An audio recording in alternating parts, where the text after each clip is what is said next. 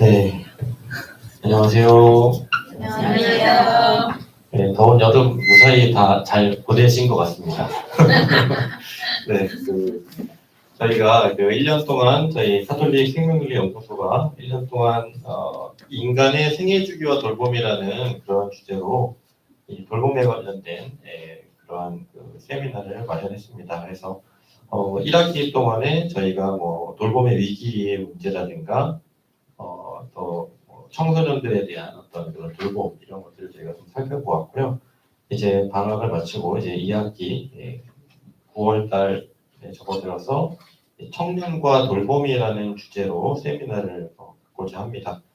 오늘 저희 세미나 발표를 해주실 분은 돌봄 청년 커뮤니티 N인분의 대표이신 조기현 작가님을 모시고 이야기를 청해드리도록 하겠습니다. 조기현 작가님께서는 2021년 7월부터 돌봄 청년 커뮤니티 N인분 대표로 재직 중이시고요. 다양한 저술을 하셨습니다. 아빠의 아빠가 됐다 2019년, 새파란 돌봄 2022년, 그 다음에 우리 삶을 나누는 6단어 2013년, 또 공저로는 우리의 관계를 돌봄이라고 부를 때 한겨레 출판사에서 나온 또 2014년에 최근에 나온 또 책을 또 출판을 하셨습니다. 또 다양한 활동을 하셨는데요. 또 한포 10kg 100개의 생애라는 또 영화 감독을 또 맡으셨고요. 무출산 무영화 사회라는 또 연극의 또 연출과 또 출연 구성을 맡으셨습니다. 네, 그러면 우리 조기현 작가님 앞으로 모셔서 귀하신 말씀 또 전해드리도록 하겠습니다.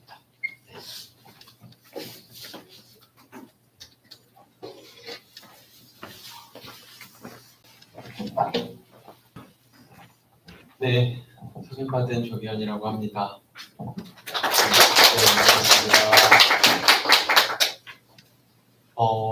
네, 줌이 켜져 있어서 제가 막 이렇게 이 밖에 넘어가면 안 되겠죠?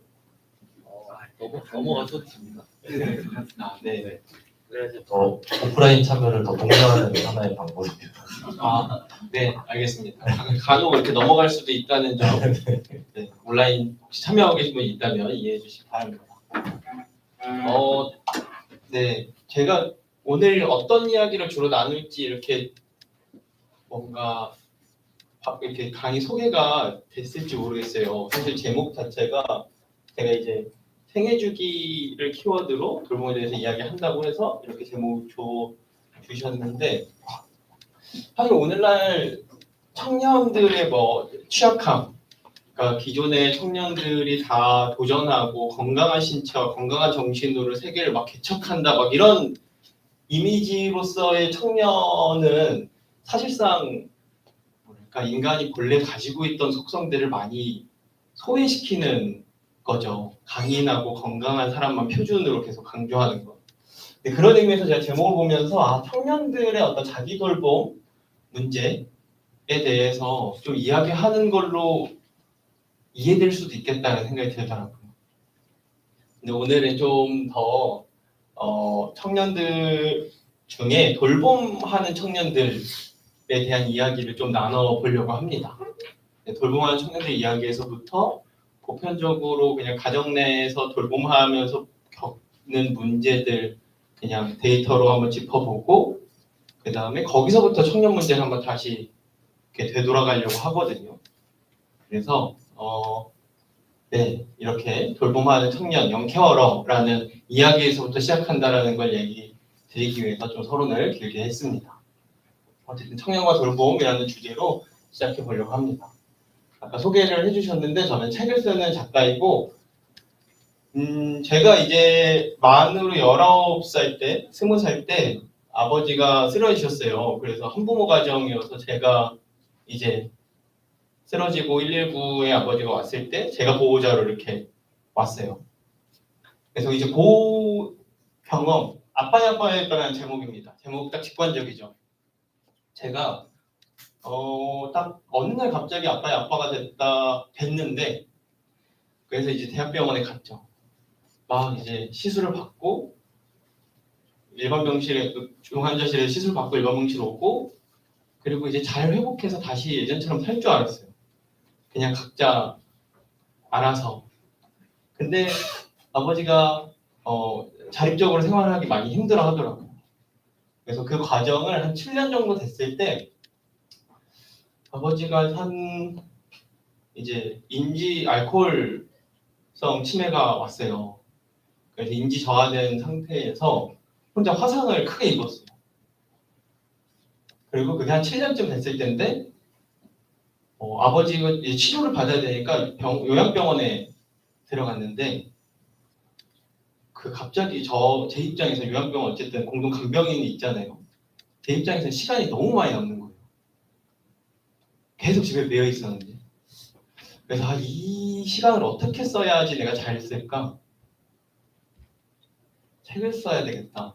이 7년 동안의 경험을 내가 공론화를 하는 게 가장 잘 이 시간을 활용하는 것 같다는 생각이 들어서 아버지 요양병원 들어가자마자 바로 이렇게 막 기록해놨던 일기들도 보고 그때 이제 영수증도 다 다시 한번 떼보고 하면서 이제 그때 병원에서 경험했던 거, 공공기관에서 경험했던 거, 직장에서 했던 경험들을 한번 써봤습니다.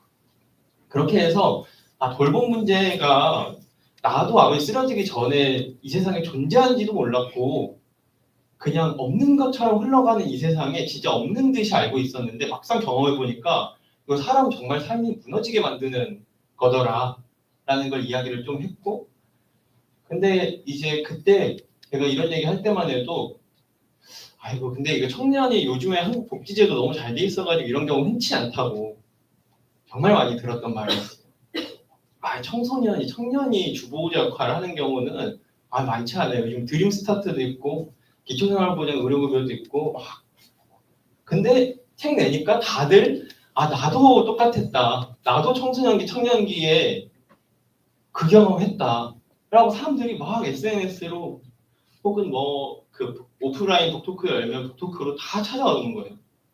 그래서 그 중에 같이 모여서 좀 제도적으로 목소리도 내고 그리고 우리가 직접 할 수 있는 프로그램들 한번 같이 해보자라고 하면서 만든 시민단체가 이제 애닌군이라는 단체고 또 그 중에 목소리를 좀 담아서 조금 더 내 이야기에서 사람들이 다 모아서 더 넓은 이야기를 해보자라고 해서 이제 새파란 돌봄이라는 책을 쓰게 됐습니다.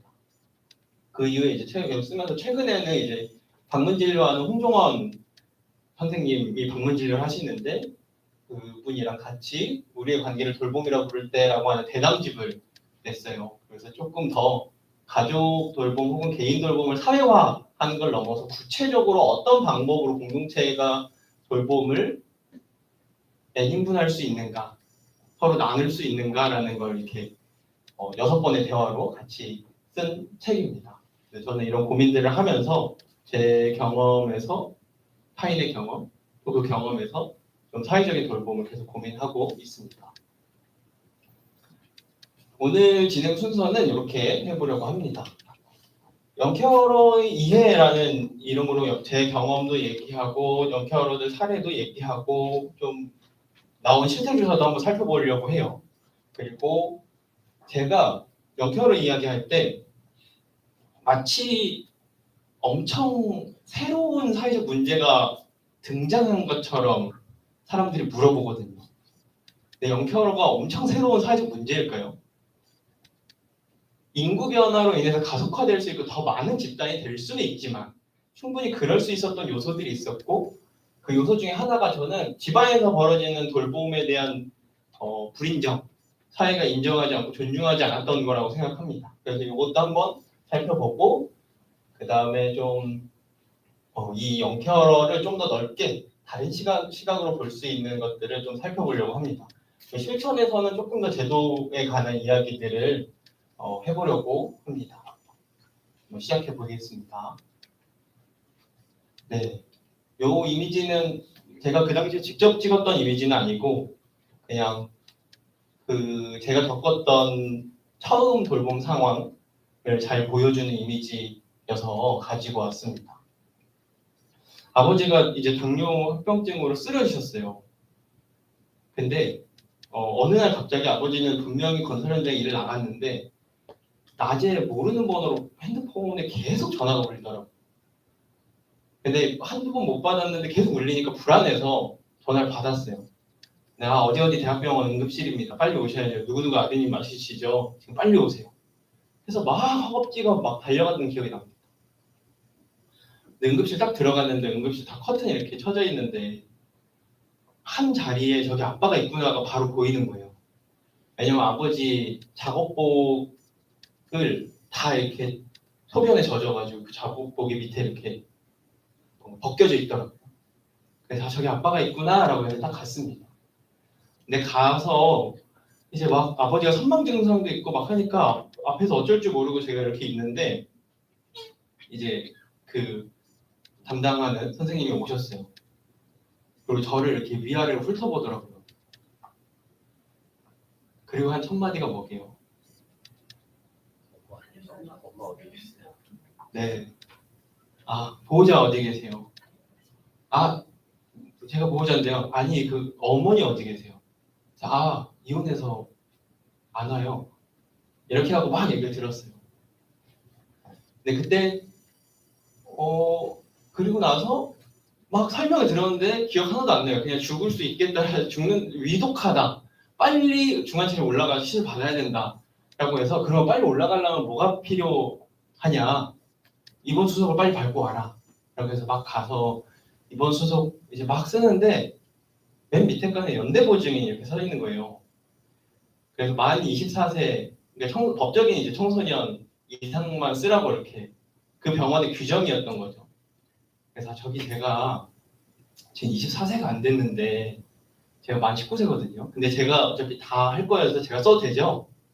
안 된대요. 신청 아무나 데리고 오래요. 그래서 이거 어떡하지? 지금 아빠 죽게 생겼는데 내가 지금 이거 어떻게 써야 되지? 막 고민하다가 막 동네에 아는 형한테 막 전화했어요. 보증 좀 서줄 수 있어요?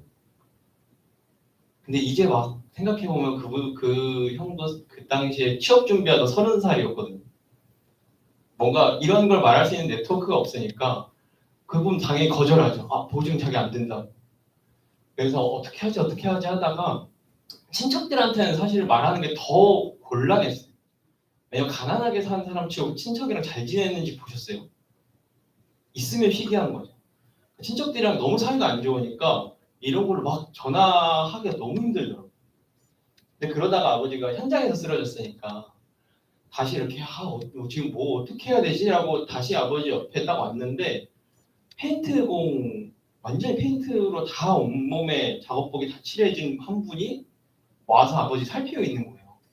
그러니까 현장에 있던 동료였어요. 그분을 잡고 핸드보증 사인 좀 해달라. 돈 내가 어떻게든 마련한다. 그래서 막 사인하고 아버지 중환자실에 올라가서 시술 받고 빠르게 회복했어요. 그리고 그냥 일반 병실 오고 그 다음에 재활한다고 요양병원 가고 그렇게 한 6개월 정도 있고 다시 집에 돌아왔는데 아버지가 이제 다시 일을 하고 싶잖아요. 본인도 이제 40대 후반이었으니까. 근데 몸이 너무 약해져서 미장을 하셨는데 현장 한번 나가면 그냥 뭐 한 달 일하기로 약속해놓고 하루 일하고 계속 며칠간 누워있고 또 며칠 나간다고 약속하고 현장소장에 또 연결해주면 또 안 나가고 못 나가고 계속 이렇게 6개월 정도를 일해야 되는데 못하고 하려고 하다 못하고 계속 이러는 거예요. 근데 그때부터 아버지가 몸은 약해졌는데 자기가 원래 하던 일밖에 모르니까 이거 안 되니까 완전히 사람이 그냥 내가 세상에 쓸모없는 사람이구나 생각하고 너무 우울증이 심해지더라고요. 보통 그렇게 되면 집에서 2개 정도밖에 안 하잖아요. 하루에 일과를. 술 먹고 TV 보고. 근데 그때부터 제가 소용돌이가 더 크게 왔던 것 같아요. 아버지 또 쓰러지면 병원 데리고 가고 쓰러지면 병원 데리고 가고 쓰러지면 병원 데리고 가고 계속 이 일상을 반복했던 것 같습니다. 근데 이때까지만 해도 그래도 내가 아직 젊으니까 살 수 있어 라는 생각도 하고 그리고 어쨌든 내과 병원 잘 가서 약이라도 잘 먹이자 쓰러지지 않게 라는 생각을 하면서 좀 잘 지내려고 그래도 더 노력하면 잘 지낼 수 있을 거라고 생각하면서 보냈던 시간이었던 것 같아요. 근데 이때가 저한테는 가장 큰 절망이었어요. 여러분 집에 이렇게 문구 많이 붙여놓은 집이 어떤 집인지 아시겠죠? 네. 아버지가 어느 날 갑자기 새벽에 막 달그락달그락 거리더라고요. 거실에서. 제가 이제 방에서 문을 열었는데 그 다 녹슨 연장들을 막 챙기고 있는 거예요. 그래서 처음에는 뭐해요 아빠? 근데 아버지가 나 일 나가려고 지금 소장님 연락 와서 나 일 나가야 돼. 라고 해서 막 계속 문 밖으로 나가더라고요. 근데 처음에는 진짜 일 나가는 줄 알고 막 이렇게 봤어요. 막 핸드폰도 보고 이랬는데 다 뭐 스팸 아니면 제 연락밖에 없죠. 그래서 정신 차리라고 지금 연락 아무도 일 주지 않았다. 막 회유하기도 하고 못 나가요. 막으니까 아버지는 나가려고 하고 그냥 그 연장 가방 뺏고 계속 씨름하고 이렇게 한 일주일 정도 지나다가 그때 아버지가 이제 50대 중반이었으니까 치매라는 생각을 아예 못 하다가 혹시 이게 치매인가? 라는 생각이 들어서 막 이렇게 처음으로 검색을 해봤어요.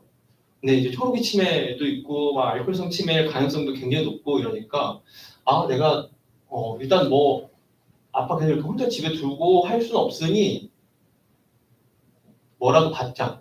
요양등급이라도 받자. 하고 막 뭐 주민센터도 치매안심센터도 끌고 가고 보건소도 끌고 가고 막 병원 신경과도 끌고 가고 하면서 막 간이 검사를 받았어요. 근데 정밀한 검사를 받을 돈은 저는 없고 근데 간이 검사를 받아와야 65세 이하니까 받아와야 요양등급 신청도 가능하다라고 하니까 막 여기저기서 다 받으려고 하는데 아버지가 문제를 너무 잘 맞추죠. 그러니까 증명이 안 되잖아요. 그러니까 뭔가 내가 새벽마다 잠을 한숨도 못 자고 지금 일 나갈 때마다 죽을 것 같은데 진짜 뭔가 될 수 있는 게 없냐? 근데 진단이 없으면 안 된다. 라고 그러더라고요.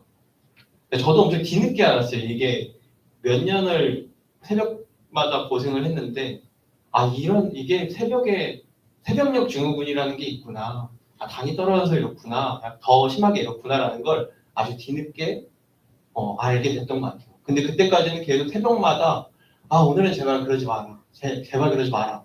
이러면서 잤던 것 같아요. 어쨌든 아무런 지원 없이 그냥 일 나가야 되니까 CCTV 카메라 그냥 설치해두고 간다던가 찬물, 더운 물 구별 못하니까 계속 손에 작은 화상들을 입으니까 찬물은 오른쪽입니다. 라는 거 좀 써놓기도 하고 그리고 계속 이제 집에 검은 지갑은 없습니다. 라고 쓰기도 하고 아버지 일 나가기 위해서 연장손실하고 면허증 계속 찾고 교통카드 찾고 지갑 찾고 막 이게 새벽마다 일상이었어요. 근데 이게 뭐 효과가 그렇게 크진 않았어요. 근데 이거라도 붙여놔야지 그냥 안심이 되니까 그런 거고. 그럼 어느 날은 막 실랑이를 새벽 내 하고 이제 제가 아침에 일을 나가야 되잖아요. 근데 텔레비전을 너무 켜주기가 싫더라고요. 너무 미운 마음이 커가지고 텔레비전을 안 켜주고 나갔어요. 근데 다시 퇴근하고 돌아왔는데 아버지가 텔레비전을 못 켜고 있더라고요. 근데 그때 그러니까 여기 텔레비전 켜줄 사람 한 명 없는 거예요. 그러니까 누구 와서 그냥 하나 버튼 이것만 눌러줄 사람도 하나 없는 상황이라는 게 제가 제일 좀 절망스럽게 느꼈던 순간이었던 것 같아요. 근데 결국엔 뭐 아무런 케어 없이 그냥 지내다가 아버지가 혼자 라면을 끓이다가 화상을 크게 입어서 이제 그걸로 요양병원에 지내다가 다시 이제 돌아와서 같이 살고 있습니다. 네. 근데 이런 경험들 계속 이제 돌봄을 하는 시간들의 무지막지한 시간 그리고 내가 벌 수 있는 제한된 경제력으로 계속 병원비, 생계비를 계속 쓰는 상황을 제가 이게 나 혼자밖에 없나? 내가 제일 불행해서 못난 부모 만나서 내가 이러나? 그거 말고 좀 이게 다 개인의 책임으로만 돌리지 않고 다른 뭔가가 없나?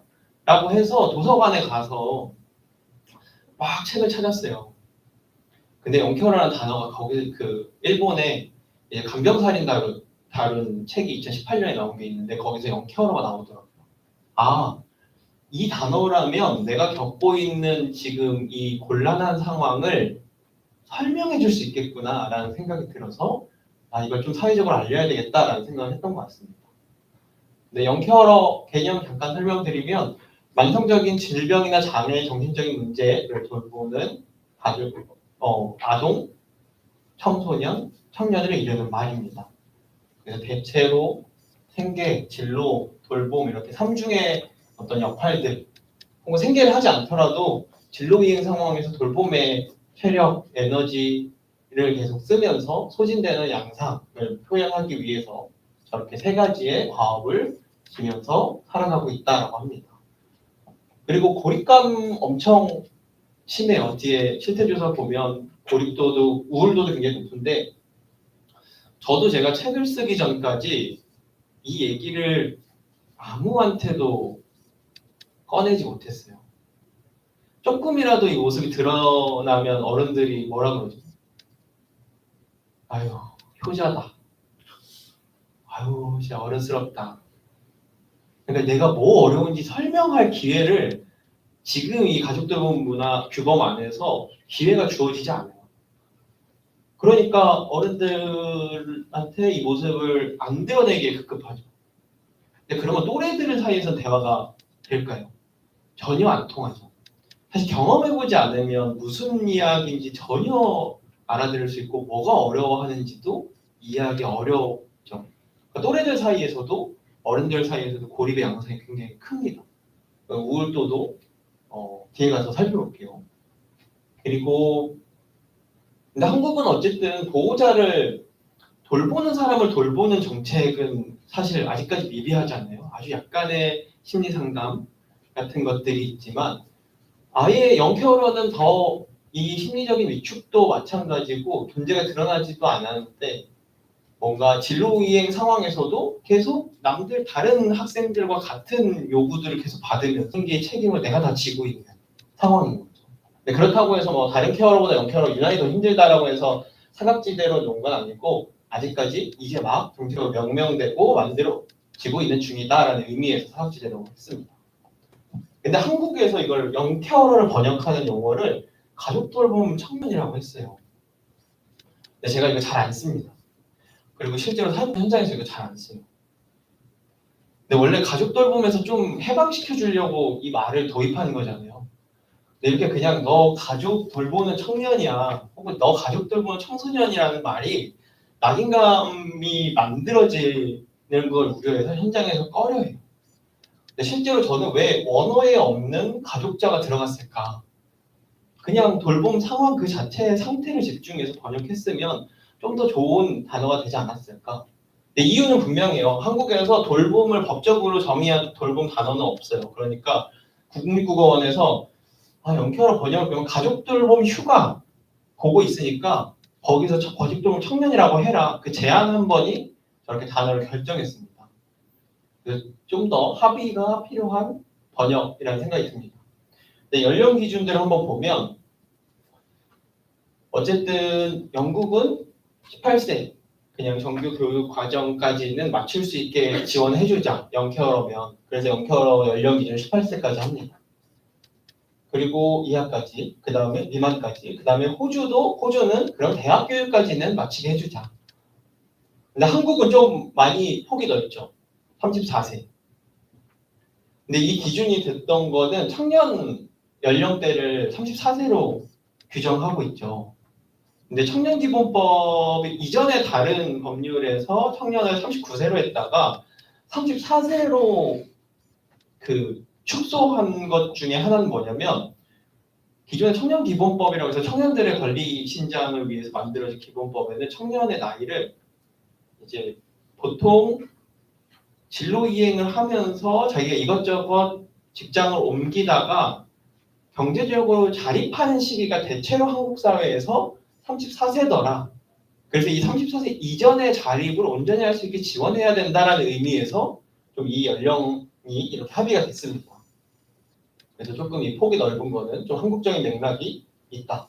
근데 영국이라 그래서 18세로 끝나지 않아요. 영국은 16세부터 케어러 액트법에 의한 케어러 지원들이 있습니다. 그래서 훨씬 더 사실은 뭐 지금 영국도 굉장히 복지가 축소되고 하고 있지만 훨씬 더 풍부한 케어 상황에 어떤 다른 사회적 지원들을 받고 있는 상황이어서 좀 이 연령이 축소됐다고 해서 더 적은 지원은 아닙니다. 그리고 여기 다 34세를 했는데 연령이 좀 이렇게 낮아요. 하향 연령 제한이 있어요. 이것도 굉장히 웃긴 부분 중에 하나거든요. 뒤에서 좀 더 말씀드릴게요. 7세 조사가 이제 처음 이루어졌어요. 2021년에 되고 2년에 발표됐는데 몇 가지만 살펴볼게요. 일단 미래 계획의 어려움을 제일 많이 호소하는 집단은 이제 10대입니다. 근데 당연한 것 같으면서도 사실상 이게 10대 시절부터 쭉 이어지는 10년, 15년, 20년 이어지는 그 돌봄이 어떤 불평등한 양상을 어떤 미래 계획의 어려움을 만드는지를 고민하면 10대 시절에 먼저 빨리 개입해야 된다. 의외로 20대의 양상에서는 미래 계획이 어렵긴 하지만 그렇게 뭔가 지금 자원을 잘 활용할 수 있다라는 비율이 생각보다 좀 나왔어요. 그래서 10대가 제일 좀 미래를 계속 자기 진로를 결정하고 학업에 집중하는 데 제일 취약하다라는 게 좀 보여졌고, 그리고 정신건강 문제는 사실 지금 한국 일반 청년들의 정신건강 굉장히 위험하죠. 자살률도 굉장히 높고 우울증도 굉장히 많습니다. 근데 그런 일반 청년에 비해서도 우울감 유병률이 7배 정도가 될 정도로 굉장히 많다라고 결과가 나왔습니다.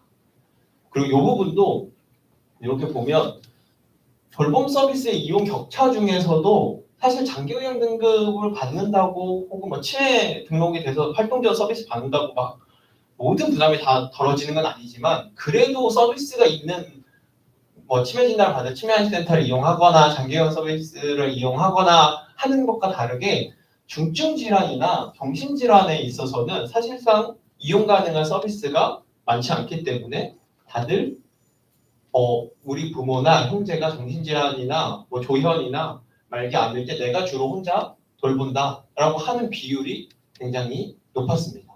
이용 경험 자체가 낮죠. 그리고 서울과 또 다른 지역 간의 복지 격차, 자원들의 격차도 굉장히 눈에 띄었습니다. 이것도 보시면 좋을 것 같고, 생계비, 의료비 욕구가 굉장히 큽니다. 생계비라는 건 지금 당장 쓸 돈이 없는 것도 마찬가지지만 내가 안정적인 소득원을 마련하기 위해서 에너지를 쓸 수가 없기 때문에 안정적인 직업을 찾고 안정적인 소득원을 마련하지 못한다는 것도 좀 고민해봐야 되는 부분이라고 생각이 듭니다. 실제로 돌봄 상황에서 필요한 비용도 있지만 계속 그렇게 시간을 쓰고 비용을 쓰다가 내 미래를 준비하지 못하기 때문에 계속 불안정한 노동 상황이 있어야 되는 것도 좀 포함이 되겠죠. 이 두 가지가 좀 이렇게 주목해봐야 되는 부분이라고 생각합니다. 그렇게 짐스럽고 그렇게 어려운 돌봄을 하고 싶냐? 근데 하고 싶대요. 나한테 중요하다. 나 원한다. 근데 얼마나 원하냐? 주당 14시간 정도. 하루로 나누면은 2시간 정도인 거고 주말에 다 몰아서면 주말 하루 정도 되겠죠. 그러니까 지금처럼 내가 과도하게 짊어지는 돌봄 말고 내가 여러 돌봄 자원들 중에 하나로서 그리고 내가 친밀한 사람의 옆에서 어떤 역할을 할 수 있는 정도로 만약에 편성이 되면 내가 돌봄하고 싶다라는 겁니다. 근데 이게 단순히 그래서 막 가족 돌봄을 옹호하는 의견으로 보는 것보다 우리가 돌봄을 모든 걸 다 서비스로 대체할 수 있다라고 보기보다 친밀한 사람과 관계 안에서 그 사람이 취약해졌을 때 내가 옆에서 충분히 어떤 몫을 하고 싶은데 근데 내가 그 짊어지는 순간 내 삶도 위태롭고 손해보고 이런 거 말고 적정하게 할 수 있는 건 무엇일까라는 걸 좀 고민해주는 부분이고 그리고 돌봄을 아예 안 하는 사회보다 적정하게 잘 할 수 있는 사회로 좀 어떻게 갈 수 있을까라는 고민을 해줄 수 있는 할 수 있는 항목들이라는 생각이 듭니다. 그래서 이런 부정적인 부분들이 훨씬 많지만 그럼에도 불구하고 돌봄 그 자체가 사회적으로 취급되는 양상 때문에 힘든 것도 굉장히 크지. 돌봄을 어느 정도는 내가 하고 싶다. 그리고 요 정도 되면 내 삶 살면서 진로하면서 돌봄 할 수 있을 것 같다라는 이야기죠.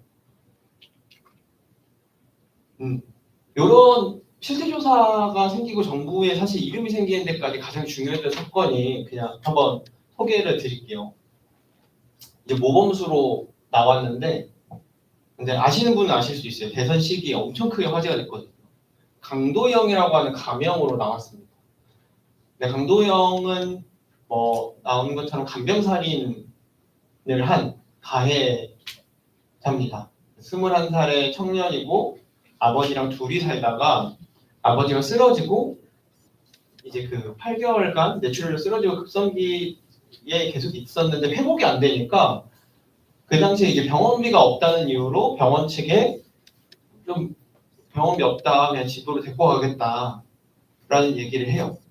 그래서 이 병원에서 각서를 책임을 묻지 않겠다는 각서를 쓰게 하고 이렇게 집으로 내보냅니다. 그럼 며칠 안 돼서 아버지가 이제 죽게 됐죠. 굶어서. 그래서 이제 존속살해죄로 4년형을 받았습니다. 근데 이 청년이 제일 먼저 집에 오자마자 뭐 했을까요? 집에 와서 와상의 아버지를 눕히고 이제 막 이렇게 걸어놨겠죠. 막 급식하거나 민가 받거나. 그리고 나서 제일 먼저 뭐 했을까요? 막막하잖아요. 주민센터에 전화했죠. 근데 이 당시에 주민센터에서는 진단서 받아와라. 아버지가 아직 노인도 아니고 병원 가서 진단서 받아와라. 라고 하고 그냥 연락이 끊어졌다고 해요. 그러니까 사실은 사회에 SOS를 안 청한 게 아닌데 청했을 때 그 의견이 청취되고 그 의견이 제대로 뭔가 공공에서 반영되지 않았던 게 가장 큰 문제였죠. 이 사건을 계기로 사실은 이제 대선 시기에 막 화제가 되면서 가족돌봄 청년에 대한 지원책을 만들자라고 해서 실태조사도 시작했습니다. 지원책이 뭐뭐 있는지는 한번 뒤에 조금 설명드릴게요. 근데 저는 좀 한국에서 제가 그래서 실태조사할 때도 물어보니까 이거는 아동돌봄을 인정하는 거랑 뭐가 다르냐 라고 하면서 하향연령 안 나리겠대요. 근데 여러분들 생각하면 하향연령 있어야 될 것 같은가요? 서울시가 최근에 내린 거예요. 9세요. 왜냐면 초록우산 어린이재단이 계속 완전히 초등학생도 돌보는 경우 있다라고 설득을 해서 최근에 조례가 조금 연령이 이렇게 바뀌었습니다. 그러니까 근데 이 이하의 연령에서 부모를 케어하고 있다라는 걸 국가가 인정하는 게 과연 맞냐라는 이슈가 계속 있어요.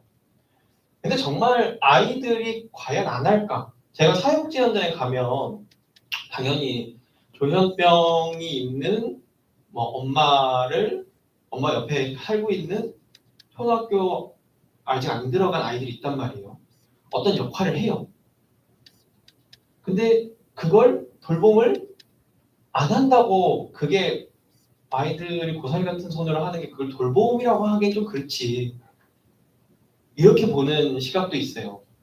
근데 저는 당연히 하향연령 폐지하는 게 맞고 제한 없애는 게 맞고 빨리 인정해야지 어떤 지원을 해줄지 그리고 그 돌봄 상황에서 보장받지 못하는 정서적인 부분 혹은 내가 실제로 학업에 집중하는 시간 이런 것들 성장에 필요한 요소들을 놀이할 수 있는 기회 요소들을 어떻게 보장해줄지를 논의할 수 있는데 지금 한국에서는 공공정책에서 우선적으로 좀 가장 아이들을 좀 배제하고 있습니다.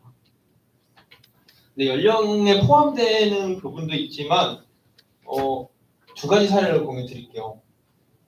이건 이제 새파란돌봄이라는 책에 쓴 사례인데 푸른이라고 하는 가명입니다. 푸른이라고 하는 아이가 있었는데 12살 때 할머니가 치매가 시작이 됐어요. 인지 저하가 됐고 요리를 못하기 시작하고 자기를 못 알아보기 시작하고 하니까 이제 아이들이 뭔가 이상하다라고 안 거죠.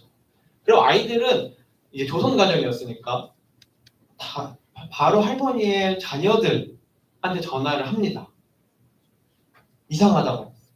근데 자기 자녀들이 딱 왔을 때 할머니가 갑자기 인지저하가 하나도 없는 사람처럼 행동하고 막 하니까 어른들도 사실 이제 병에 대한 인식이 없었던 거죠. 야, 할머니가 그냥 나이가 들면 좀 깜빡깜빡 할 수도 있지. 네가 좀 더 할머니가 너 돌봐줬던 것처럼 너가 좀 돌봐줘라. 근데 아이는 계속 어른들한테 SOS를 계속 청했어요. 근데 결국에는 할머니가 계속 인지가 저하되고 영양 상태도 안 좋겠죠. 항상 라면 먹고 이러니까. 그러니까 더 이상 할머니가 자식들이 원하는 모습을 보여주지 못할 때, 그게 한 고등학생쯤 될 때예요. 그제서야 요양대도 신청해주고 하거든요. 아이들의 목소리는 사실상 돌봄을 떠안게 되는 아이들은 아이라는 이유로 목소리도 없지만 돌봄하는 사람 중에 가정 내에서 목소리 큰 사람이 있나요? 대부분 돈을 내거나 장남이나 다른 결정을 하는 사람은 따로 있어요. 그 책임을 떠안고 수행하는 사람은 대부분 목소리가 잘 안 들립니다. 근데 푸른의 사례는 아무리 사회적으로 얘기해도 아무도 들어주지 않는 상황을 보여주는 거죠. 이런 연령에 대한 좀 차별적인 요소도 있는가 하면 일본도 최초로 이제 영케어러 지원책이 만들어지게 한 사건 중에 하나는 정말 똑같아요.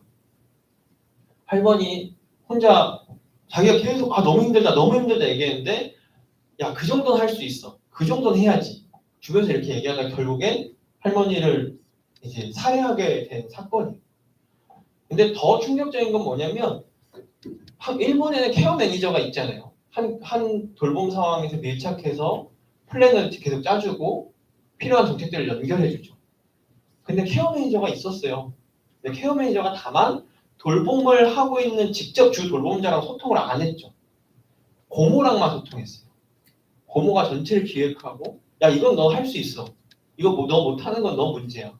근데 더 들어가면 이 22세 여성이 10대 시절에 이제 혼자 어머니가 죽고 아버지가 이제 그 양육을 못해서 고모 집에 보냅니다.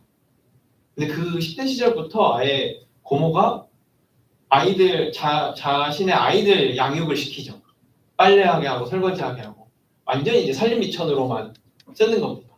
근데 그런 권력에 그러니까 계속 그냥 대부분 그래요. 돌봄하는 사람은 가정 내에서 돌봄 미천이죠. 계속 돌봄했으니까 얘는 해도 된다 이런 취급을 받게 됩니다.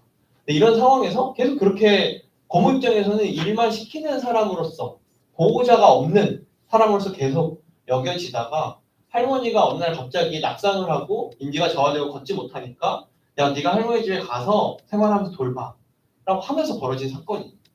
그래서 약간 좀 아이들의 목소리가 더 들리지 않는 이 가족의 폐쇄적이고 폭력적이고 한 구조들도 영케어러의 좀 어려움들 중에 하나다라는 생각이 듭니다. 그리고 요거는 그냥 한번 읽어보시면 좋을 것 같습니다. 그래서 자원이 있는데 옆에 믿을 만한 어른들도 있는데 왜 굳이 말 안 해? 계속 겪어왔던 차별들이 있으니까 말을 안 하겠죠. 그래서 그런 것들을 좀 적어놨습니다. 좀 뒤에서 보면 좋을 것 같아요. 근데 요것만 한번 얘기하고 갈게요. 뒤에 사례인데 할머니하고 어머니가 같이 이제 살고 있었어요. 그런데 어머니가 이제 생계도 해야 되고 하니까 장시간 비우고 할머니가 이제 인지가 저하되면서 요양보호사가 이제 집에 오기 시작합니다. 근데 요양보호사 입장에서 집이 너무 더럽다고 생각이 들었어요. 근데 아이가 막 설거지도 제대로 안 해놓고 할머니도 제대로 안 챙기는 것 같아요.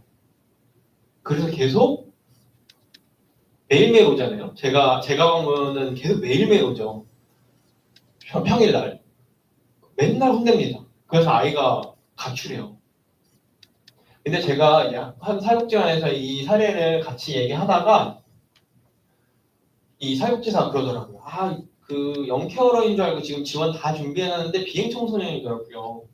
그래서 좀 지원 중단하려고 해요. 라는 말 하거든요. 근데 이게 맞을까요? 그러니까 적극적으로 뭔가 돌봄을 수행하고 있고 희생하는 상황에서만 영케어러라는 명칭이 붙어야 될까요? 한 예를 들어볼게요. 스웨덴은 영케어러라는 말을 안 쓰기 시작했어요. 영케어러 지원을 시작할 때에 스웨덴은 본인들 복지국가인데 영케어러 있겠어? 라고 했는데 10년 추적조사하니까 영케어러 있더라고요.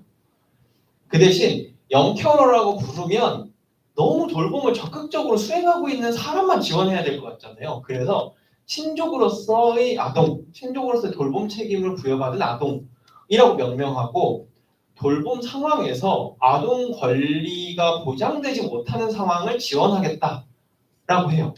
그 아이가 돌봄을 잘하고 있건 적극적으로 하고 있건 집을 간출했건 상관없이 돌봄 상황이 그 아이에게 어떤 영향을 미치는지를 보고 지원하겠다라는 관점인 거죠. 근데 현장에서 보면 여전히 효자나 효녀가 아니면 지원해주는 거에 대해서 약간 불편해하는 느낌 같은 것들이 있습니다. 근데 우리가 영케어러라고 새로운 소명을 만들고 사회적 지원들을 고민할 때 여전히 적극적이고 착하고 이런 모습들로 기특하고 이런 모습들만 상상하면 실제로 바로 옆에 있는 영케어를 잘 못 볼 수 있다라는 생각이 듭니다. 그리고 또 넘어갈게요. 이제 일본은 영케어러 개념을 좀 다양하게 잡았어요. 이를테면 이제 지금 한국은 복지관들에서 사업들을 지금 3년 정도 쭉 이어오면서 사업 이제 폭이 좀 넓어지긴 했는데 일단은 어린 형제를 돌보는 것도 그 아픈 가족을 대신해서 어린 형제를 돌보는 것도 영케어러다라고 정의합니다. 단지 아픈 가족을 돌보는 것만이 영케어러가 아니다. 그리고 모국어가 제일 언어가 아니고 아닌 가족이나 자기가 있는 가족을 위해서 통역하는 역할, 이주 배경 청소년들, 그리고 그런 수어를 사용하는 농민들의 자녀들, 코다라고 보통 부르죠. 그래서 수어와 시각 언어와 음성 언어를 계속 어릴 때부터 번역하는 역할을 계속 하죠. 이렇게 번역을 하는 역할들을 수행하는 언어의 문제로, 언어의 장벽으로 이런 역할을 수행하는 것도 영케어러다라고 합니다. 그리고 이것도 우리가 이제 뭔가 이 가족 부담으로 사실은 뭐 알코올은 이제 알코올 의존은 이제 질병이니까 포함될 수 있는데 그런 도박이나 투자 중독 같은 경우들 계속 쫓아다니고 이런 가족의 부담도 엄청 크잖아요. 근데 뭔가 청소년기부터 계속 이제 도박하는 부모님 쫓아다니고 이런 경험들 많이 듣거든요. 우리가 이런 부분에 대해서는 이게 가족 책임을 이렇게 아이에게 전가되고 떠넘겨지는 부분은 어떻게 고민할 수 있을까? 이제 일본의 영케어러 정의에서 좀 이런 고민들을 할 수 있는 것 같습니다. 좀 폭을 넓게 잡았죠. 아이가 어떤 성장에 있어서 침해받는 요소들을 중심으로 좀 보려고 하는 겁니다. 요건 넘어갈게요. 시간이 얼마 없으니까. 근데 가장 이제 직접 만날 때 가장 필요한 것 중에 하나가 사실은 이건 중년도 마찬가지고 노년도 마찬가지겠지만 거리 두는 게 너무 힘들잖아요. 돌봄 상황에서. 그래서 저희도 이제 자조 모임을 하거나 할 때 제일 많이 하는 건 막 그 거리 두기. 아픈 사람과 내가 모든 걸 다 해야 되고 나밖에 없고 내가 다 해야 되고 하면 사실은 무너지는 건 나죠. 그래서 그런 돌봄 상황에서 그리고 아주 어릴 때부터 내가 짊어졌던 돌봄이 너무 익숙하면 그 생각도 너무 익숙해질 수 있어요. 그래서 거리를 두는 게 굉장히 중요하다. 그래서 여기 이제 어릴 때부터 어머니를 돌봤던 한 여성이 이렇게 얘기합니다. 좀 제가 의식적으로 계속 그 거리를 계속 둬서 너무 개입하면 제가 같이 무너지더라고요. 거리를 두고 내가 서 있어야만 돌볼 수 있잖아요. 적당히 거리를 두고 있어야 부모님 일을 버려도 나도 웃으면서 넘길 수 있고요. 마지막 순간에는 저를 위한 선택들을 했던 것 같아요. 돌봄의 종류마다 다르겠지만 여기는 이제 대부분 정신질환과 관련된 문제였는데 근데 어쨌든 영케어로 살다 보면 나를 위한 선택, 상상 못하고 성장했을 가능성이 굉장히 커요. 그래서 저희도 이런 거리두기, 그래서 어른들로서 영표를 직접 만날 때 뭔가 도와줄 수 있는 부분이 뭐가 있을까? 그리고 일단은 좀 더 관계가 쌓인다면 이런 태도를 좀 알려줄 수 있을 거고, 그리고 무엇보다 그런 나한테 벌어진 이 총체적인 돌보 학교에서 겪은 일, 가정에서 겪은 일, 이 모든 것을 구구절절 설명하지 않더라도 좀 먼저 이해해 줄 수 있는 어른, 그리고 자기가 스스로 이렇게 말하지 못해도 뭔가 영표러들이 보내는 약한 신호들이 분명히 있어요. 근데 대부분 이제 학교같이 자주 접촉하는 곳일 텐데 애가 숙제도 안 해오는데 와서 계속 졸기만 하고 자주 빠지고 근데 이유도 석연치 않고 이러면 가정 내에 혹시 돌보는 사람이 있지 않을까라고 하는 이런 약한 신호들을 잡아내는 어른들도 필요한 것 같습니다. 그래서 이런 태도에 대해서 잠깐 얘기하고 넘어가도록 할게요. 여기도 넘어가겠습니다. 제가 너무 조곤조곤 졸리게 계속 얘기하진 않나요? 네. 저도 약간 이렇게 코로나 한번 겪고 면역이 너무 저하돼가지고 힘이 막 넘치는 상태는 아니어서 혹시 여러분 졸리면 잠깐이라도 쉬고 할까 생각이 들어서 여쭤봤습니다. 안 쉬고 해도 될까요? 네. 알겠습니다. 네, 저는 어쨌든 이 영케어러 문제를 그런 이 생애 주기에 이행 과업들에 밀린 존재들, 이 기회 평등을 어떻게 보장해 줄 수 있을까? 라고만 접근하면 한계가 너무 많다고 생각해요. 왜냐면 이 사회가 돌봄을 하는 그 시간, 돌봄을 하는 사람들에 대한 존재를 너무 비가시적으로 가시화하지 않아서, 인정하지 않아서, 존중하지 않아서 겪는 어려움들이 더 분명하거든요. 그러니까 영케어러들이 온전하게 잘 성장할 수 있게 지원하는 거 한편 돌봄을 어떻게 사회가 인정할 수 있을까도 사실 같이 고민을 해야 되는 부분이라고 생각이 듭니다. 근데 사실 영케어러는 그런 의미에서 한국 사회가 가지고 있는 가족돌봄 규범의 어떤 약화된 것에 표현된 하나의 결과, 증상, 사회적 증상이지 영케어러는 집단에만 집중하면 안 된다라는 생각이 듭니다. 이건 좀 옛날 자료긴 한데 2027년에 가족 부양 위기, 가족을 부양하는 게 내 삶의 위기다라고 하는 그 항목을 설문을 했습니다.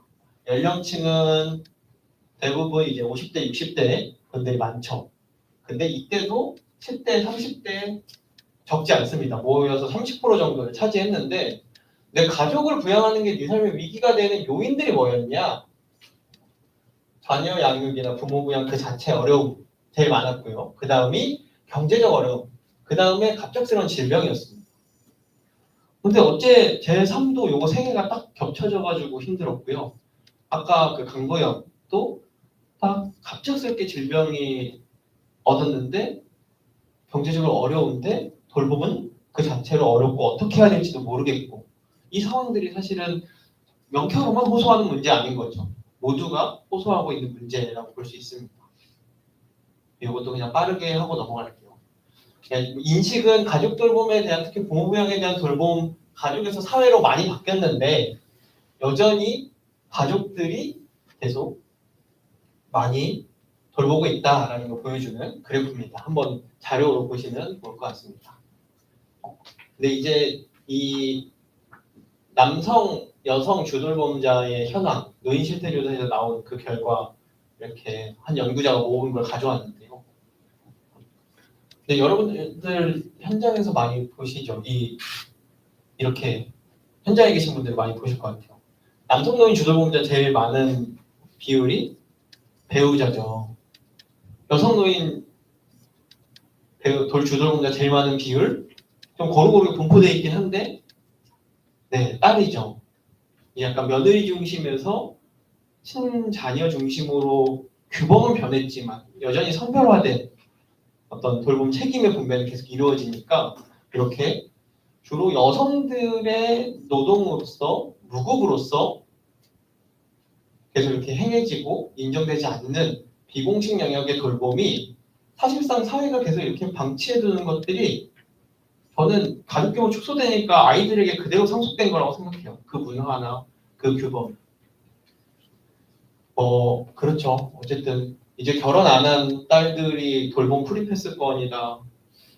막 가장 근거리에 살거나 직업이 불안정하거나 이런 딸들이 돌봄 상황, 부모 돌봄 상황에서 바로 투입되는 상황들이 아주 벌어지죠. 그래서 이런 문제들도 좀 마주해야 될 것 같습니다.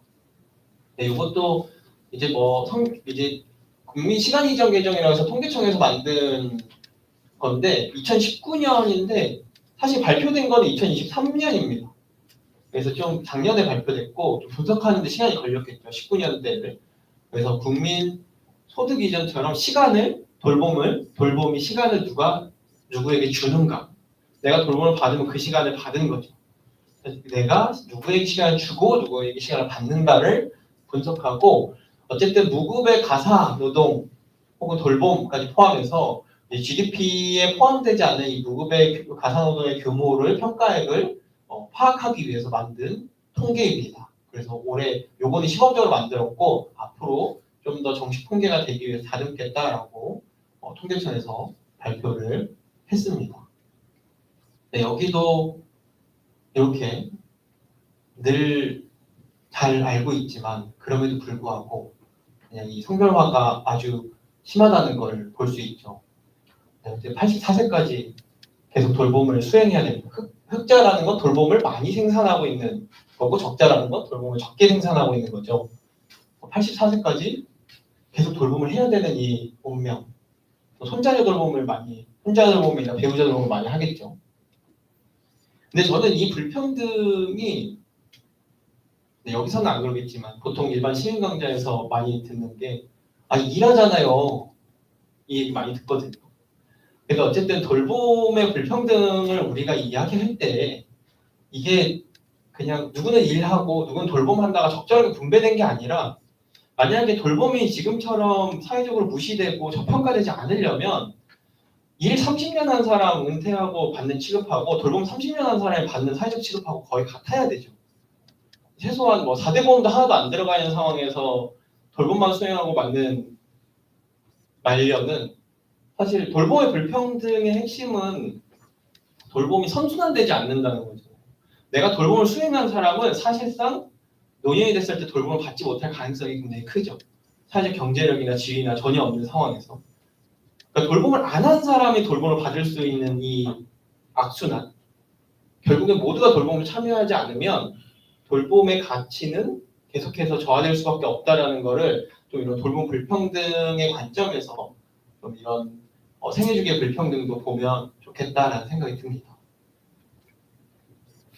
그리고 지금 이제 이거는 저출생을 극복하겠다라고 하는 이제 서울시 이제 국가의 태도지만 과연 우리가 정말 싼 비용의 서비스를 만들면 지금 우리가 돌봄을 더 원활하게 할 수 있을까? 어쨌든 아동이나 가사에서부터 시작되지만 노인 돌봄 영역에 이제 들어오는 것도 시간 문제잖아요. 근데 계속해서 이런 흐름은 돌봄을 더 값싸게 그리고 내가 해야 되는 뭔가라기보다는 누군가 더 싼 노동으로 해결해야 되는 뭔가로 취급되고 더 저평가되는 흐름을 만들고 있는 것이 아닌가라는 생각이 듭니다. 근데 저는 사실 만약에 이게 보편화돼서 이제 돌봄 이주 노동자가 보편화돼서 모든 가정에 한 사람씩 이주 노동자가 있다고 가정을 하면 그렇게 자라서 근데 이주 노동자 자체는 문제가 아니죠. 근데 그것을 이주 노동을 저평가하고 온전하게 값을 지불하지 않으려는 사회적 분위기가 계속 있는 상태에서 아이가 그 돌봄을 받고 만약에 잘했다고 생각해 볼까요? 저는 아이 입장에서 그 돌봄 외국인들이나 하는 거지 그건 내가 하는 거 아니지 오히려 더 이런 생각 들지 않을까요? 저는 단순히 값을 매기는 합리적인 차원이 아니라 우리 삶에 관계 맺고 누군가 약해졌을 때 챙겨주는 그 역할조차도 우리가 가치를 고민할 수 없게 만드는 흐름이 지금 흐름이라고 생각이 듭니다. 최소한 이 흐름, 돌봄의 이주화로 흐름을 막을 수는 없더라도 최저임금은 적용해야죠. 그래서 약간 그런 문제들까지 좀 연결해 해서 좀 이렇게 계속 누군가에게만 떠넘겨지고 인정하지 않아야 되는 그 문제들과 영결혼은 유기적으로 연결돼 있다 생각이 듭니다. 근데 저는 계속 누군가에게 떠넘겨지고, 근데 대부분 원래 이런 가족 단위가 컸을 때는 돌봄을 하지 않아도 되는 특권은 청년들에게 있었고, 남성들 돌봄 안 해도 돌봄을 하지 않는 그 가족 역학 속에 있었죠.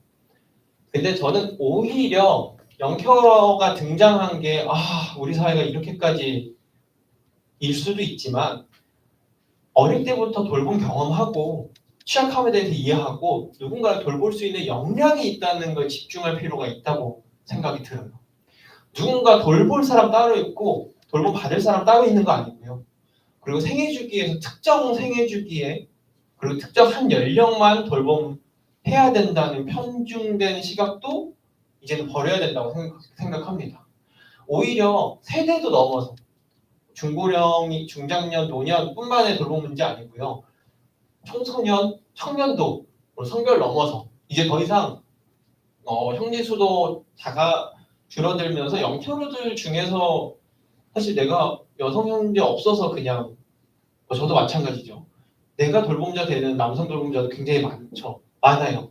많이 만나고 있습니다.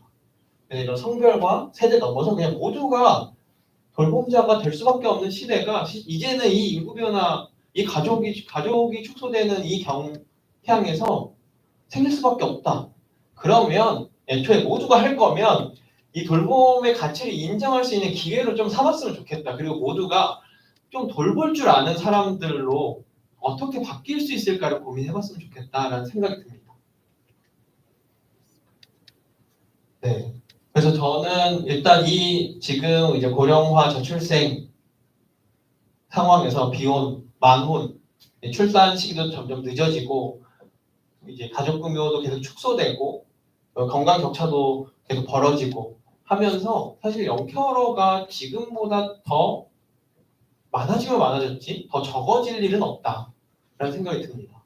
근데 요거는 좀 더 뭔가 이런 연구가 되면 좋겠는데 아직은 이 연구 자료들이 따로 없어서 이렇게 추측으로만 좀 이야기하는데 어쨌든 지금 인구 변화에서는 아이들도 돌봄 상황에서 예외가 되지 않을 가능성이 굉장히 크다. 그리고 생애 주기에서 이제 더 이상 마치 아동기 청소년기는 돌봄을 그냥 적극적으로 받아야 되는 시기 맞죠?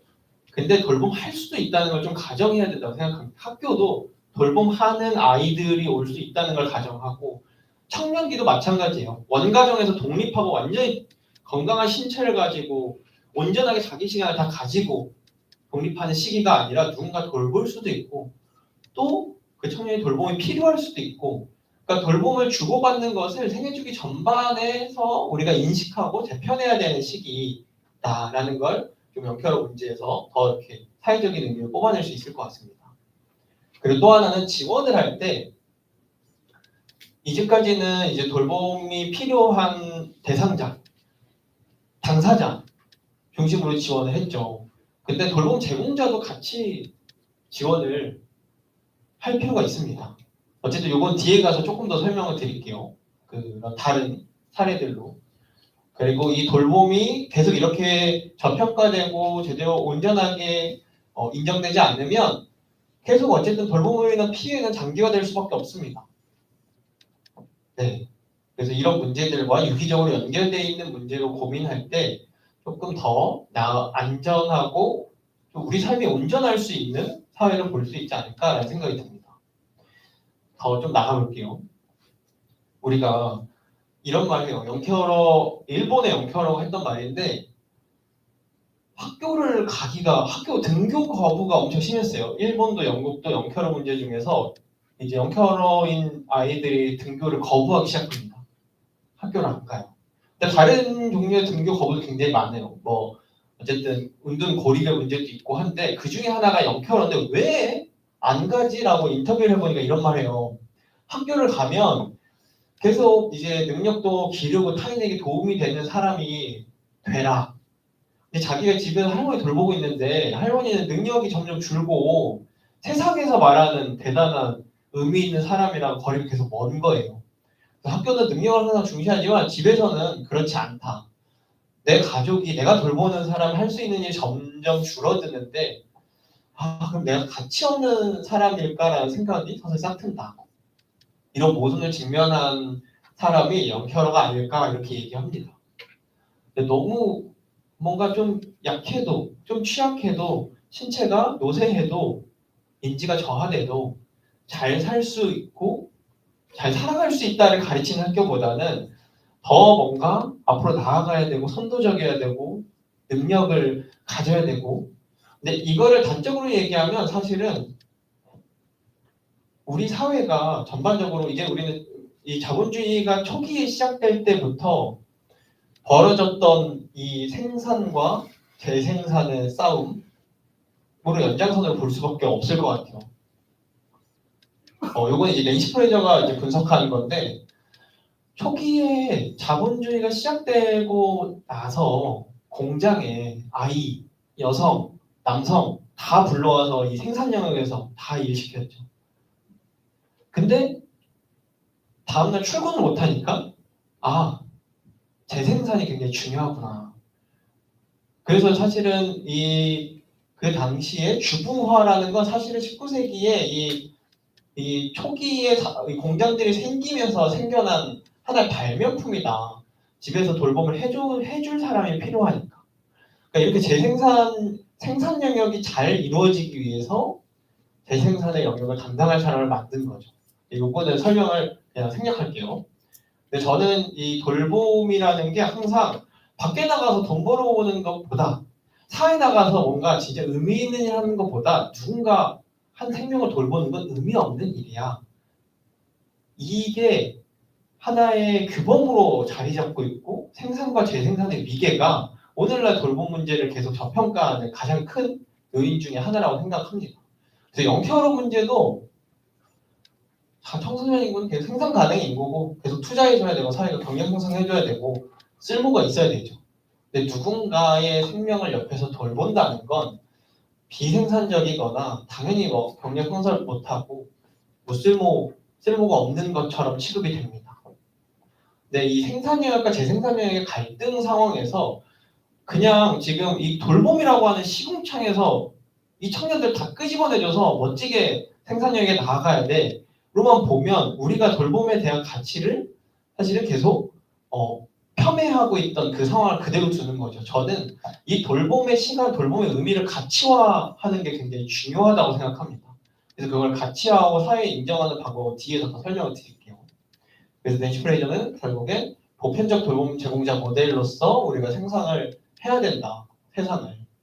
누구나 돌봄을 제공할 수 있고 있을 역량을 갖춰야 되고 있을 수 있는 조건들을 만들어야 한다는 게 보편적 돌봄 제공자 모델이죠. 모두가 노동자이면서 돌봄 제공자라고 가정하면 우리가 일과 돌봄을 병행하면서 막 육아휴직 쓰거나 돌봄휴가 쓰는 게 이제 예외적인 선택이 아니라 당연한 것이 돼야 되는 것이고 그리고 뭐 당연히 성별과 세대를 넘어서 그리고 가족 규범 안에서 부양의 책임이 없더라도 내가 사는 지역에 누군가 돌봄이 필요하면 참여할 수 있도록 하는 그런 규범적인 변화, 문화적인 변화는 필요하고 그런 조건을 만들어주는 것도 필요한데 결국에 우리 모두가 돌봄 필요한 사람, 돌봄을 할 수 있는 사람이 되고 그 조건을 만드는 게 중요하지 영케어가 돌봄을 안 해도 되게 만드는 것만으로는 저는 좀 부족한 논의가 될 수 있다고 생각이 듭니다. 시험관계상 이것도 넘어갈게요. 네, 실천 얘기를 좀 해볼게요. 이 제도 얘기가 중심이 많이 될 것 같습니다. 일단은 일상돌봄 서비스라는 바우처가 생겼어요. 복지 영역에서는 이제 갑자기 중장년 고립가구가 많아지고 갑자기 영케어가 등장하고 하니까 아예 그냥 일상돌봄 서비스라는 걸 따로 바우처로 만들어서 이제 그 영케어나 중장년 고립가구들을 지원하는 바우처 항목들을 만듭니다. 항목은 이제 수행 지역마다 다르지만 일단은 지금 시범사업으로 여기 나와 있는 지역에 이제 진행이 되고 있고 조금씩 만들어지고 있는 실정입니다. 그리고 또 하나는 전담기구가 생겨요. 그래서 청년 미래센터라고 하는 전담기구가 생기고 이걸 통해서 돌봄 코디네이터들이 이제 그런 돌봄 문제 이제 그런 연락이 오면 이제 원스톱으로 연결해주고 일종의 돌봄 매니저 역할을 하겠다라고 하는 이렇게 뭐랄까 이런 사례관리 기관이죠. 사례관리 기관이 이제 생기고 이것도 2년 시범 사업하고 전국화된다고 합니다. 조금씩 움직임들이 있습니다. 그리고 지자체에서는 서울시가 제일 잘 하고 있어요. 가족돌봄 청년 전담실이 생겨서 그 전담실에서 그냥 전화 한 통 하면 이제 연결해 줄 수 있는 자원을 민간 자원, 공공 자원 해서 다 연결해 줍니다. 그리고 광주 또 잘하고 있는 건 광주 서구가 잘하고 있어요. 그냥 빨리 그 기초지자체 단위에서 빨리 조례 만들어서 여기도 마찬가지로 결국에는 막 새로운 서비스를 만드는 게 아니라 잘 천천히 느리더라도 천천히 잘 어떤 어려움인지 주목하고 잘 듣고 필요한 거 연결하고 이 시간을 잘 두는 뭔가 이 사회 관리를 잘한다고 하죠. 잘하기 때문에 성과가 나고 있는 두 곳입니다. 근데 제가 이제 여기 이제 뭔가 사회복지 쪽에서는 제일 많이 나오는 게 현장에서 발굴이 너무 어렵다고 이런 말 많이 하거든요. 근데 너무 어떻게 시간을 사용하는지 이해가 우리가 달리 해야 되는 부분이라는 생각이 듭니다. 흔히 영케어를 지원하는 국가에서는 영케어를 지원하고 싶어도 잘 보이지 않는다라고 해서 숨은 인구라고 부릅니다. 근데 이게 당사자의 낙인감 때문일 수도 있고 혹은 너무 어렸을 때부터 돌봄을 하기 때문에 인식이 없어서 그럴 수도 있다라는 얘기를 합니다. 근데 대부분 어쨌든 주민센터에서 복지관에서 뭐 저녁까지 하는 복지관도 있지만 거의 9 to 6 평일날에 아이들을 찾고 학교에 있거나 혹은 병원에 가거나 아르바이트를 하거나 하고 있을 아이들이 안 보인다고 하면 너무 부당하지 않나요? 실제로 영케어들을 잘 만나는 것은 대부분 주말에 만나거나 저녁 늦은 시간에 만나는 것들이 실제로 만납니다. 근데 지금도 잘 만난다 그래서 어마무시한 숫자를 만나지 않아요. 많이 만나는 정말 많이 만나는 기관이 뭐 25명 뭐 이럽니다. 그만큼 바쁘게 생활하고 있는데 지금 오늘날 한국의 그런 복지 전달 체계들은 이렇게 바쁘게 평일 낮 시간을 보내는 존재들에게 가닿기에는 부족한 부분이 있는데 왜 이 부분 먼저 수정하지 않을까라는 고민도 드는 거죠. 그래서 약간 발굴이 어렵다고 할 때는 이 시간표를 잘 이해하는 게 중요하다라는 생각이 듭니다. 조금 설명을 계속 줄이면서 15분 안에 끝낼게요. 광주 서구는 가족돌봄 청년 수당을 아예 조례로 만들었어요. 근데 기초지자체니까 결국에는 선언적인 의미로 이렇게 했는데 1년간 매월 25만 원씩 하는데 어쨌든 목표는 1년뿐만이 아니라 돌봄이 끝날 때까지 뭐 중간에 돌봄이 끝날 수도 있고 나이가 다 찰 수도 있겠죠. 어쨌든 그 시간에 자립할 수 있는 자립을 쓸 수 있는 돈을 주겠다라는 겁니다. 여러분 어떠세요? 돈 주면 좋을까요? 필요할 것 같습니다. 네. 필요하긴 할 것 같습니다. 네, 필요할 것 같죠. 근데 제가 사실 저도 사람마다 다를까요? 근데 저는 대체로 아주 적극 찬성하는 부분 중에 하나예요. 왜냐면 근데 영케어러에 한해서 사실 기존에 어쨌든 우리가 형제수 많으면 돌봄도 잘 분담 안 되는데 누구 특정 한 사람한테 수당 주는 거는 오히려 오늘날처럼 주돌봄자 한 명이 다 전담해서 돌보는 상황을 더 강화시킬 수도 있다고 생각이 들거든요. 근데 영케어러들 중에서 형제 있는 사람 많지 않아요. 그리고 있으면 거의 한 명이죠. 그래서 오히려 이 돌봄 책임을 강화하는 돈이 아니라 그냥 그런 뭔가 내가 내 자립에 내 이 생활에 보탬이 되는 돈으로 충분히 쓰일 수 있지 않을까. 그래서 요 실험 결과가 잘 보고서가 나오면 저도 좀 그런 부분에 대해서 더 좀 세상에 알려야 되지 않을까라는 생각이 듭니다. 또 돌봄을 직접 가치화하는 부분 중에는 이런 수당 형태가 있죠. 공공이 지급합니다. 근데 아주 소액의 돈을 지급하죠. 그리고 최근에 이제 아주 소수의 목소리긴 하지만 나오는 얘기가 돌봄 연금이라는 얘기 많이 나옵니다. 그래서 지금 보건자원연구원에서도 연구를 하고 있는데 돌봄연금은 돌봄한 시간을 연금 크레딧으로 넣어주자는 거죠. 그러니까 돌봄을 했으면 그 시간을 노후보장을 받을 수 있게 한다는 겁니다. 그래서 돌봄연금은 어쨌든 내가 돌봄을 하는데 쓰지 못한 그 사회 진입의 어떤 목만큼 그 이후에 노후 소득 보장으로 보장해준다는 점에서 저는 이거는 돌봄의 불평등, 사회적으로 뭔가 활동을 못했기 때문에 내가 받을 수 있는, 근데 뭔가를 계속 노동을 했지만 그 불이익을 해소시켜준다는 점에서 사실 굉장히 중요한 부분이라고 생각이 들고, 사실 지금 연금 문제에서 가장 큰 건 그냥 보험료를 올리냐 아니면 조세를 투입할 거냐 이런 논쟁이 가장 두드러지게 뉴스를 보면 보이는 것 같아요. 그래서 그런 조세를 사용할 수 있는 당위가 없으면 돈을 쓰면 안 된다라고 하는 이런 한 그룹의 목소리가 엄청 큰데, 저는 돌봄하는 사람들 크레딧으로 좀 불평등 없애주자라는 거는 조세 사용하는 당이 될 거라고 생각해요. 그러니까 현실 가능한 어떤 논의해볼 만한 테이블에 올려놓고 그런 정책 중에 하나라는 생각이 듭니다. 그리고 또 하나는 돌봄을 가치화하는 데 있어서 돌봄 경력 인증서도 굉장히 중요한 실천 중에 하나라는 생각이 들어요. 요거는 실제로 영표를 만나도 호응도가 굉장히 높아요. 이제 내가 막상 사회 진입하려고 하니까 이게 굉장히 뭔가 나한테 플러스가 될 것 같아 라고 하는데, 요거는 경력 인증서를 성동구가 발급을 해줍니다. 돌봄을 한 사람을 향해서. 그래서 경력 단절 여성이란 말도 아예 없애려고 공공에서 아예 경력 보유 여성이라고 이름을 만들죠. 그 돌봄의 경력이 단절이라고 하는 게 아니라 새로운 어떤 다른 경력을 보유하고 있는 거다라는 의미로 합니다. 근데 이 돌봄 경력 인증서는 어쨌든 한 2달 정도 내 돌봄의 경험을 돌아보고 그 돌봄의 경험을 사회에 진입할 때 나에게 장점이 되는 요소들이 뭔지도 살펴보고 합니다. 그리고 나서 자격증 취득 과정이랑 비슷하게 발급이 돼요.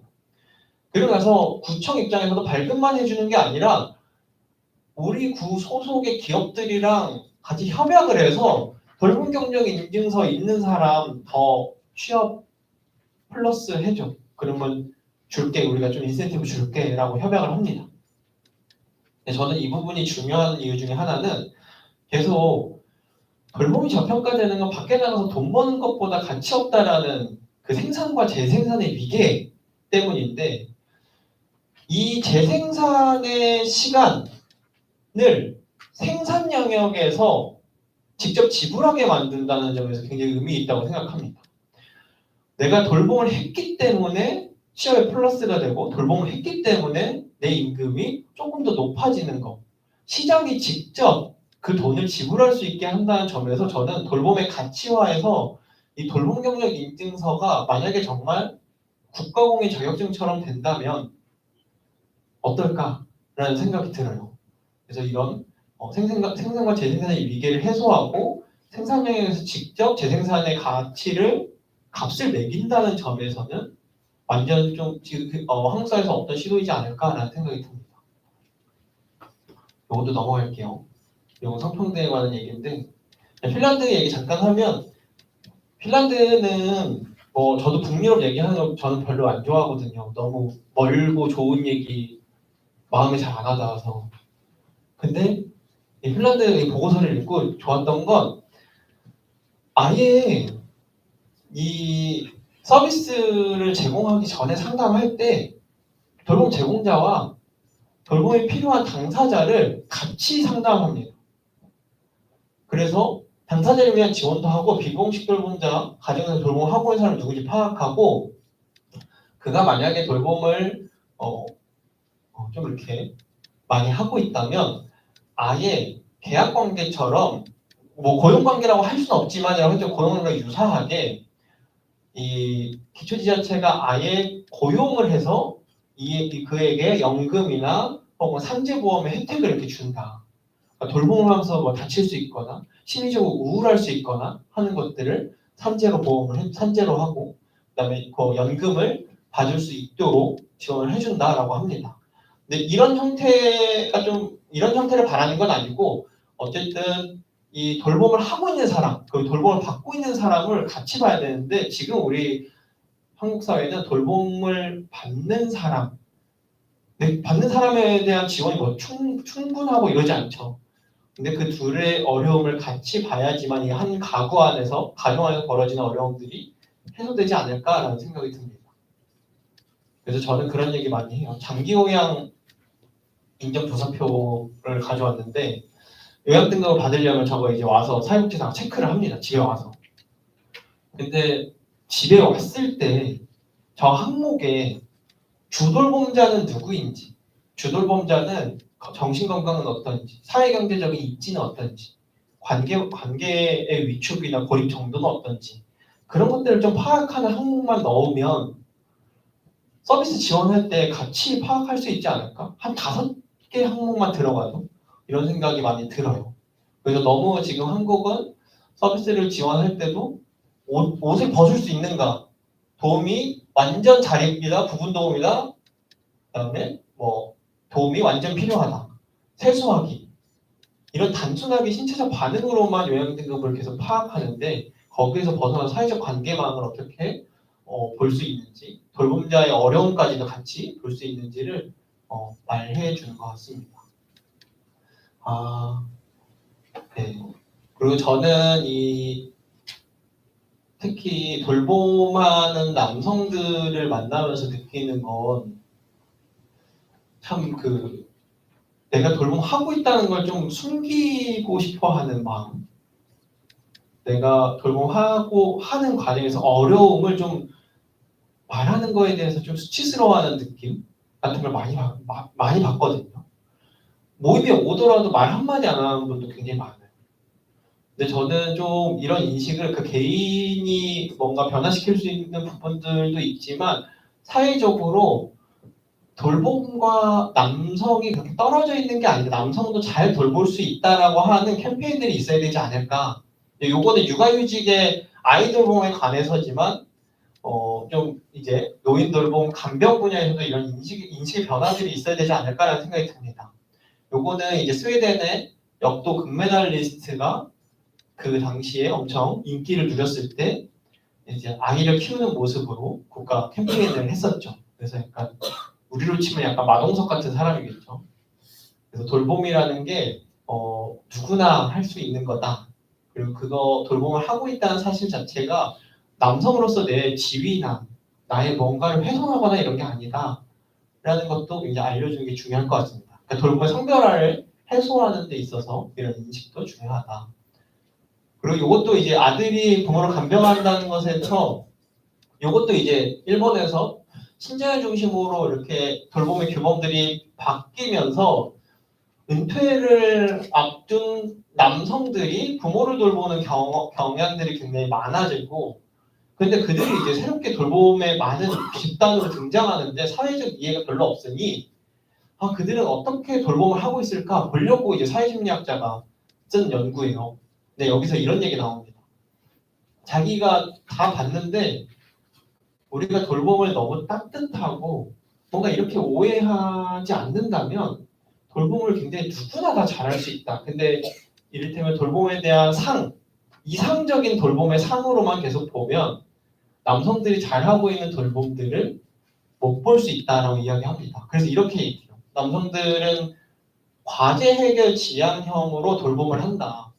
그러니까 간병을 할 때 간병임을 하지 않고 주어진 과제에 묵묵하게 대처하듯이 간병을 담담하게 해나간다. 근데 그게 차갑고 배려심이 없다는 의미는 아니다. 여기서 주목할 점은 간병이라는 그 사실, 이 과제 자체를 수행하기 위해서 전력을 쏟는다는 것이다. 마치 업무에 임하는 자세와 같다. 뭐 이런 얘기를 하는 건 어쨌든 모두가 돌봄을 참여할 수 있고 할 때 사실은 내가 참조할 수 있는 어떤 상도 필요하고 옆에 사람도 필요하잖아요. 옆에서 돌봄을 하고도 불행하지 않은 사람 잘 보면서 자랐으면 내가 나중에 나도 돌봄하겠구나 저렇게 하겠구나 생각하는데 우리는 돌봄하는 사람 아예 보지 못하거나 돌봄하는 사람이 불행하게 되는 경우들만 봤기 때문에 절대 안 해야 되겠다. 혹은 내가 할 일은 아니지라고 생각하는 부분도 굉장히 크다는 생각이 듭니다. 그래서 인식 당연히 돌봄할 수 있는 조건들, 사회적 조건들을 만들어주는 것도 중요하고 나누는 서비스들도 중요하지만 우리가 그 자체로 돌봄의 역량을 가져야 된다는 의미에서 이런 남성들의 돌봄에 대해서도 좀 이야기하고 마무리 짓고 싶었습니다. 네, 제가 준비한 건 여기까지입니다. 감사합니다.